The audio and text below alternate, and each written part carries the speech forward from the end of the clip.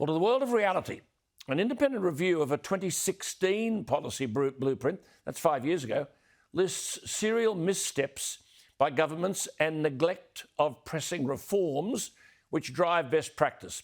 But in a blunt message, Infrastructure Australia said governments must lift their policy game, and that if we can't efficiently deliver the increased infrastructure pipeline, there'll be knock-ons to other building and construction projects. Now, of course, the greater the delay, as you know, the greater the roadblocks, the more the costs increase. You have that Victorian budget, which last week showed a cost blowout as a result of delays in Victorian infrastructure of $25 billion over 4 years, more than the cost of the entire West Connex program, 5 times the infrastructure budget of Tasmania. All these bureaucrats and politicians who make the decisions talk about best practice in delivery, but they don't get out of their air-conditioned offices. It's one thing to increase funding for infrastructure. It's another thing to see whether it happens. Enter Barnaby Joyce, who wrote an outstanding piece in Tamworth's Northern Daily Leader regional newspaper at the weekend. He began by writing, quote, "At times it appears that the purpose of bureaucracy and regulations is to make sure nothing happens," unquote. And then he proved that nothing happens. Barnaby Joyce joins me from Canberra. Barnaby, thank you for your time. This is true everywhere, isn't it? I mean, it's one thing to talk about a $250 billion taxpayer-funded infrastructure tidal wave, but if we lack the skills and are drowning in red tape, the money never gets out of the door.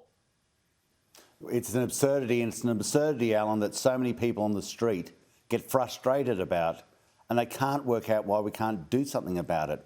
But we sign ourselves up for these studies, these case studies, environmental studies, and then environmental studies, and other studies that go on the back of it. And of course, what happens in the end is inertia. Now, a classic example back in 2019, we're now in 2021, the Prime Minister, the Deputy Prime Minister, the Premier and the Deputy Premier announced that they were going to build Dungowan Dam. It was going to start. Now, 2 years down the track, not one bulldozer has started moving dirt for that.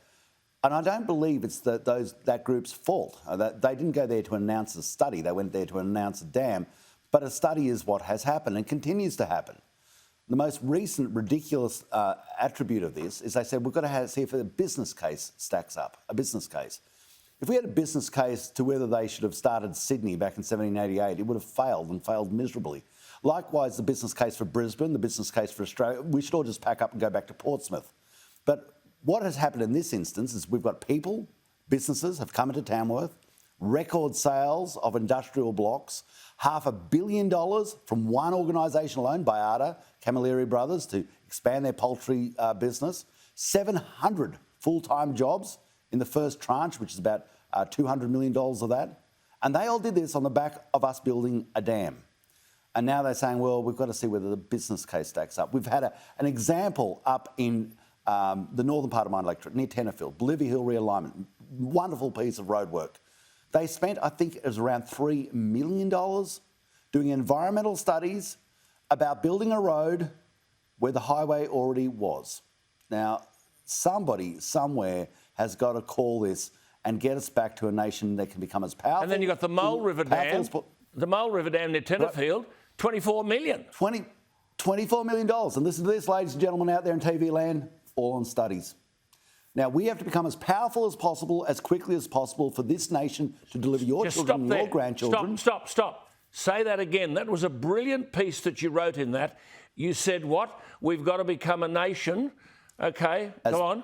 As powerful as possible, as quickly as possible, so that your children and your grandchildren can avail themselves of the freedoms and liberties that you take for granted. We see the rise of China. We know what's happening.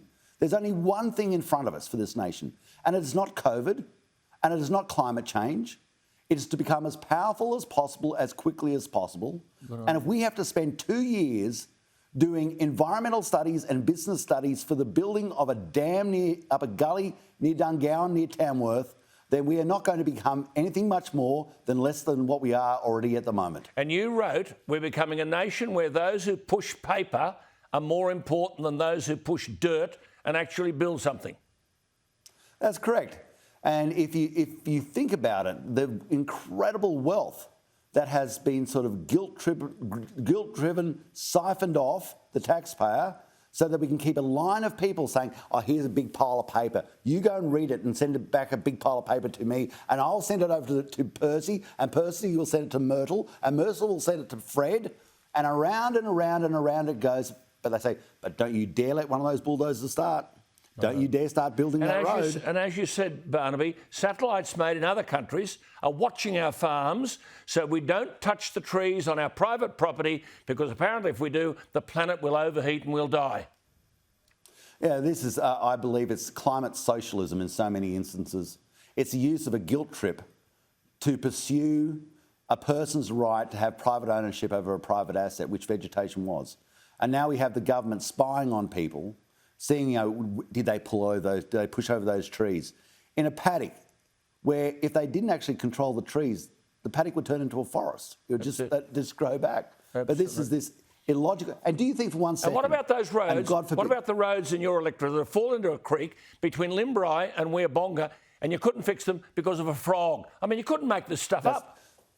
That's correct. In fact, I was talking to a person from the Fourth Estate today, and they said, oh, but Barnaby, that frog is endangered.